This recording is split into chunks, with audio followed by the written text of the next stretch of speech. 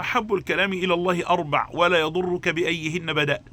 طب إيه هي يا رسول الله؟ قال صلى الله عليه وسلم: أحب الكلام إلى الله أربع: سبحان الله والحمد لله ولا إله إلا الله والله أكبر، وإن زدت ولا حول ولا قوة إلا بالله فهو خير لك.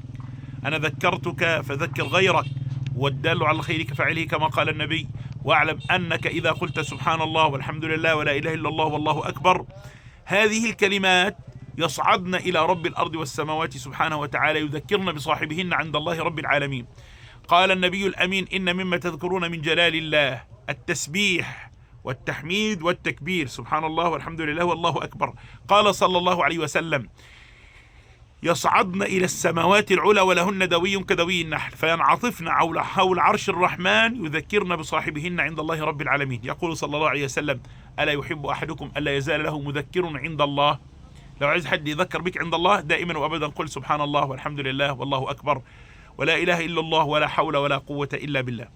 واعلم أنك إذا قلت سبحان الله والحمد لله ولا إله إلا الله والله أكبر، إيه اللي يحصل لك؟ ودعوت استجاب الله دعائك، دعائك مستجاب. وده مش كلامي، ده كلام سيدك صلى الله عليه وسلم: بل ويصدقك رب الأرض والسماوات من فوق 7 سماوات.